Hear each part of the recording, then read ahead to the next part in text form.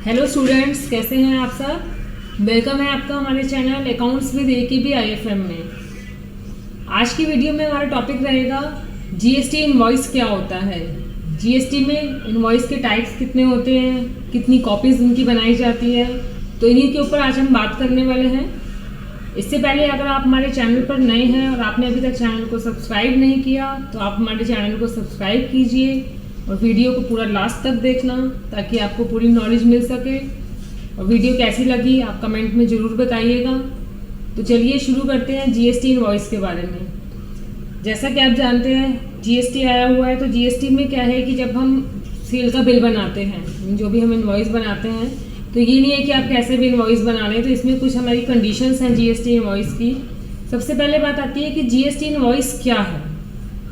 Invoice क्या होता है कि जो भी हमने जीएसटी का बिल काटा है, जिसके अंदर में हम अपनी गुड्स की या अपनी सर्विस की डिटेल लिखते हैं, जो कि बताता है कि आपकी जो है पार्टी की पेमेंट कितनी ड्यू है, जिनको आप इनवॉइस इशू कर रहे हैं। इनवॉइस कौन इशू करता है?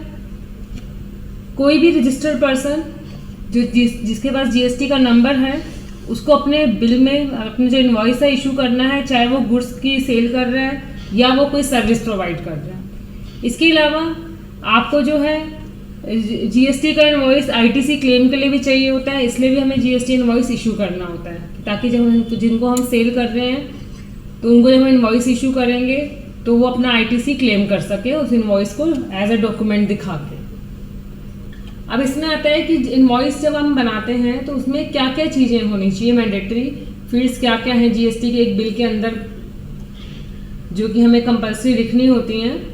तो इसमें क्या है कि जो भी टैक्स इनवॉइस हम इशू करेंगे उस इनवॉइस के अंदर में ये सारी बातें होनी जरूरी हैं। सबसे पहला आता है इनवॉइस नंबर, कि आपके बिल का नंबर क्या है, आपकी इनवॉइस की डेट क्या है, कस्टमर का नाम, शिपिंग और बिलिंग एड्रेस। अगर शिपिंग और बिलिंग एड्रेस अलग अलग है तो अलग अलग आएंगे, सेम है तो सेम आएंगे। शिपिंग और बिलिंग अलग अलग इस टाइप से होते हैं, कई बार एक पार्टी ने हमें ऑर्डर दिया बट वो जो बिल रिसीव करना या आइटम रिसीव करना चाहते हैं वो अपने किसी दूसरे ब्रांच में या दूसरे एड्रेस का देते हैं, तो उस केस में हमारा शिपिंग और बिलिंग एड्रेस अलग अलग हो जाता है। अगर दोनों चीज़ें सेम हैं तो वो एक ही रहेगा। इसके बाद जो भी हमारा कस्टमर है और जो हमारा खुद का है, दोनों के जीएसटी नंबर होने चाहिए बिल के ऊपर। अगर कस्टमर जिसको आप सेल कर रहे हो और वो रजिस्टर्ड नहीं है तो वो तो फिर ऑप्शनल है, रजिस्टर्ड है ही नहीं तो उसके पास जीएसटी नंबर नहीं होगा। प्लेस ऑफ सप्लाई में आपकी सप्लाई का प्लेस आ जाएगा कि आप जो सेल कर रहे हो वो कहाँ कर रहे हो। HSN number, service accounting code number, SAC जिसको बोलते हैं। HSN का मतलब है आइटम का कोड नंबर। जो भी आइटम आप सेल कर रहे हैं उसका कोड नंबर मेंशन करना जरूरी है, क्योंकि आगे हमें जीएसटी की रिटर्न के टाइम भी वो चाहिए होता है। इसके बाद आपकी आइटम की डिटेल। आइटम की डिटेल के अंदर में क्या क्या आएगा? आइटम की डिस्क्रिप्शन, उसकी क्वांटिटी का नंबर में है, उसकी यूनिट जो भी है, मीटर, केजी, लीटर, जो भी टोटल वैल्यू आएगी, टैक्सेबल वैल्यू आएगी, और अगर आप पार्टी को कोई डिस्काउंट दे रहे हैं तो डिस्काउंट का अमाउंट आएगा। इसके अलावा जीएसटी का रेट उसके अंदर मेंशन होगा। रेट के साथ साथ SGST, CGST है या IGST है, ये डिपेंड करता है हमारे जो भी एड्रेस है उसके हिसाब से वो भी हमें देना होगा।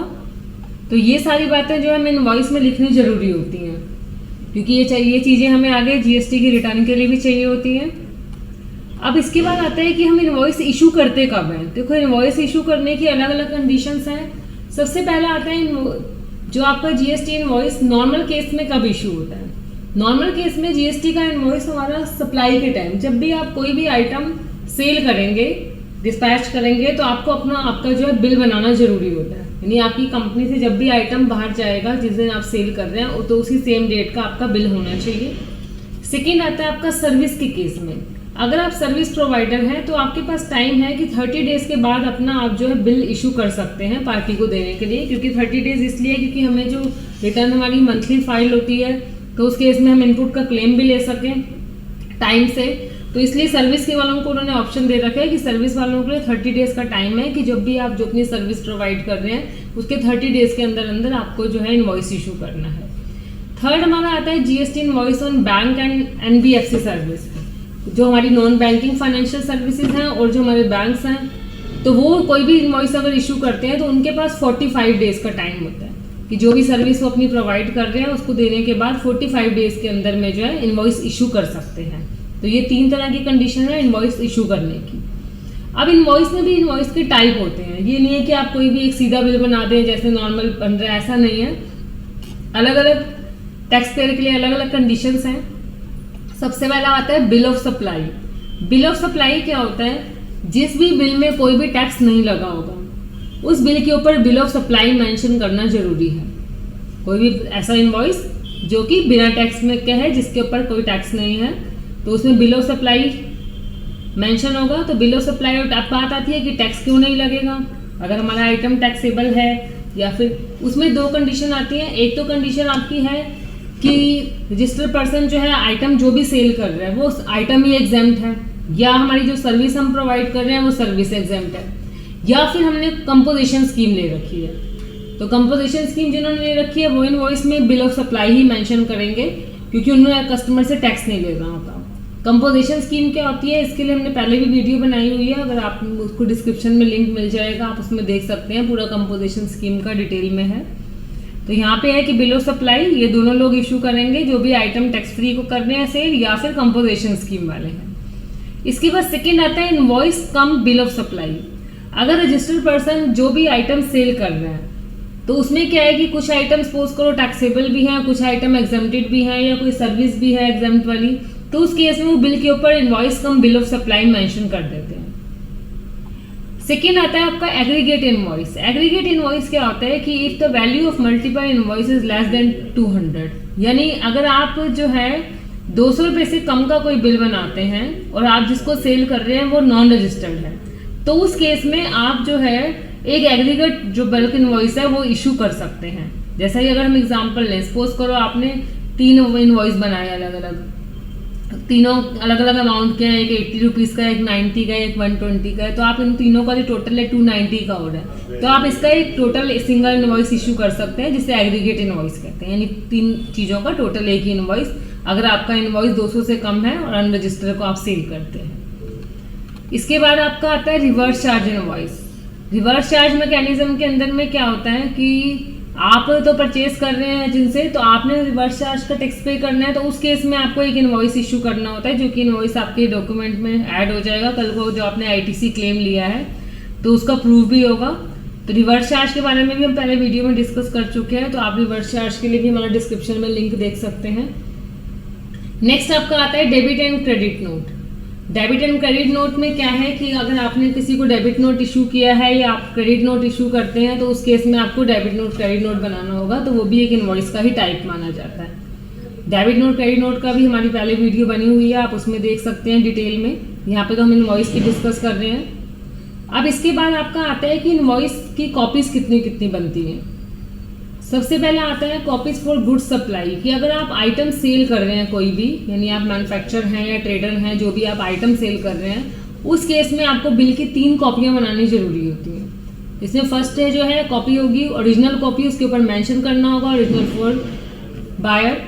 ये आपकी जो है पार्टी के पास जाएगी जिसको आप सेल कर रहे हो, ताकि उसको क्लेम लेने में दिक्कत ना हो, इससे वो आपका अपना आईटीसी ले सकता है।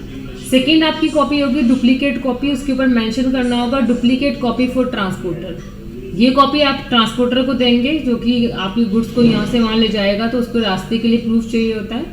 थर्ड आपकी है ट्रिप्लीकेट कॉपी। ट्रिप्लीकेट कॉपी आपके रिकॉर्ड के लिए आपके पास ही रहेगी, जो कि आपको कल को सेल्स के बिल एंटर करने हैं या आपको कहीं अपना डॉक्यूमेंट्स सेव करके रखना है, तो उस केस में आप थर्ड वाली कॉपी ट्रिप्लीकेट कॉपी होगी आपके पास रहेगी।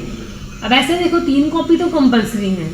अब इससे एक्स्ट्रा अगर आप कुछ बनाते हैं, जैसे क्या होता था कि पहले हमारा वैट एक्साइज के टाइम पे जो है 5-6 कॉपी बनती थी, बट अभी क्या है कि कंपलसरी 3 है, लेकिन फिर भी कुछ लोग एक्स्ट्रा भी बना लेते हैं 4th या 5th एक्स्ट्रा कॉपी के नाम से।